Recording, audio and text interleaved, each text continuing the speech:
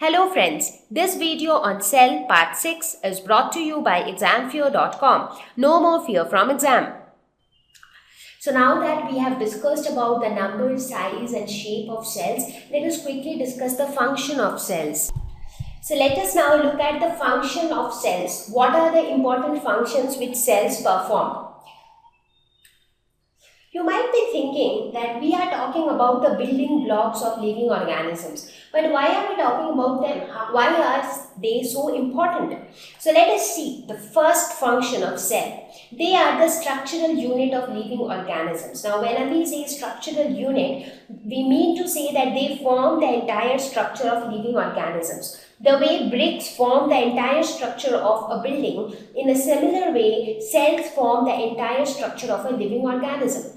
Now, a living organism can be a human being, it can be an elephant, it can be a deer, it can be a plant, it can be a fish, it can be a bird, it can be anything. And all these living organisms have different structures, and their structures are basically formed by cells.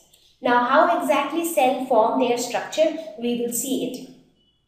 Now, there are various levels into which the cells are organized. Now, the basic level or the first level is cell. So there are multiple cells which are present inside our body. So right now I am taking example of human beings because that will be easier for you to understand. So our body is made up of cells. But are you able to see the cells which are present in our body? No, we don't see that because that is microscopic. So what do we see in our body? All that we can see is our eyes, ears, nose, hands, legs. That's all we can see. And what are these? These are different parts of our body. Or we can say these are the different organs which are present in our body. So these cells, they are the first level. Now the group of cells combine together to form tissues.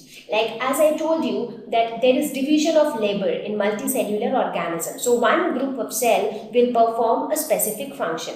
Second group of cell will perform the second function. Third group of cell will perform the third function and so on. So each group of cell is called a tissue. So one tissue will be performing a particular function. So now let us take our example. Now there are many cells present in our body, maybe trillions of cells, but all of them are not performing the same job. So a group of cells, they decide together, they come together and they perform a common function. And that's how, let us say, these cells, they join together to form this tissue, which is the lung tissue. So all the cells which are present in the lung tissue, they all perform the same function. These tissues then join together to form organs. Now there are many tissues inside the body. Few tissues combine together to form organs. So here we can say that these lung tissues, they combine together to form the organ. And what is organ? The organs are the lungs which are present inside our body. Many different organs come together to form an organ system. So lungs are just one of the organs of the respiratory system. So if you talk about the respiratory system, it consists of many other organs. For example, it consists of nose, trachea, lungs, bronchi, bronchioles. All of these form the respiratory system. So many different organs together form the respiratory system. So that is an organ system. And many such organ systems together form the organism. So organism in this case is human being. And what are the various systems? Various organ systems are digestive system, excretory system. So respiratory system is not the only system present inside human beings. There is excretory system, digestive system, circulatory system. So there are so many different organ systems present. So now what we can see is, we can see the organism, we can see a human being. Can we see the organ systems? We cannot see it because it is present inside. But when doctors undergo surgery, they can actually see the different organ systems. Can we see the organs? Yes, we can see the organs. For example, we can see nose, we can see mouth, we can see different organs of our body. What we cannot see is the cells and the tissues because they are present inside and the cells are extremely microscopic. So here you can see that cells are the base. So had cells been not there, then there would have been no tissues, no organs, no organ system, and therefore no organism. So the entire structure of an organism is based on the cells, and that is why we say that cells are the structural unit of all living organisms. So here we have taken the example of human beings, but this holds true for other living organisms as well. So now the next half, that is functional unit. So how is cell a functional unit? So let us try to see what are the various functions that an organism perform. Again, we will take the example of human beings. So what all activities do we do? What are the functions that we do? We eat, we breathe, we do some sort of work. So these are examples of certain activities or certain functions that we play. Now what happens when we eat food? Now when we eat food, the food enters inside our body. Where exactly does it go? The food goes into the digestive system. So intake of food happens through our mouth, then it goes through the food pipe, and it finally enters the stomach, and it basically enters the digestive system. So now what happens to the food in the digestive system?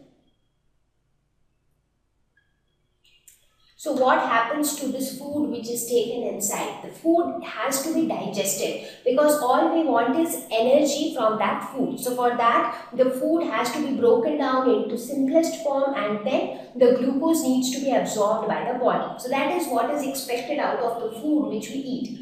Now when it goes to the digestive system, it actually reaches the various organs of the digestive system, like stomach, intestine, mouth. So they all are part of digestive system. So these are the organs. Now these organs, what are they made up of? These organs in turn are made up of tissues, and the tissues are made up of cells. So basically the process of digestion happens because each cell do this particular function. Now since each cell do this, so the tissues do this, the stomach does this, and the digestive system does that. So it is something like this. Let us suppose that there is a class, say there is a class of 50 students, okay. So we say that, okay, class 8 is saying prayer right now. So what does that mean? That means that all the students who are present in that class 8, they are saying their prayer right now. That means each of those 50 students are saying their prayers. So in a very similar way here also, each of the cell is actually helping in the process of digestion, and that is why the entire digestive system is working like that. So that ways we can say that cell is the functional unit. In a very similar way, when we breathe, what happens?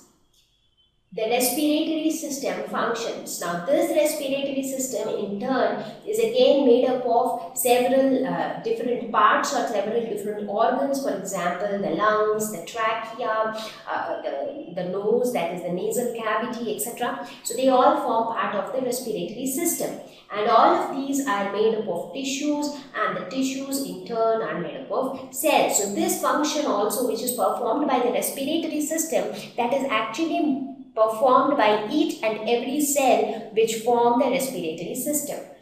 Similarly, when we perform any type of physical activity, so that involves muscular movement, correct? Now whenever muscular movement is involved, so different types of muscles are working. So the muscles are made up of, these muscles can be the skeletal muscles or the smooth muscles or the cardiac muscles, whatever, depending upon the type of movement that is happening.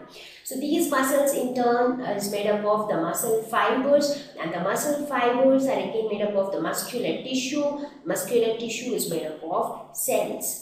So end of the day, all the activities which are performed by an organism, that activity is performed due to the action of the cell. So each and every cell helps us to do the entire function. So that is why cell is a functional unit. So now we understood that why cell is the structural as well as functional unit of every living organism. Thank you. Please visit www.examfear.com to watch more educational videos with a better experience. Please do not forget to like and subscribe to our YouTube channel for latest updates. Thank you once again.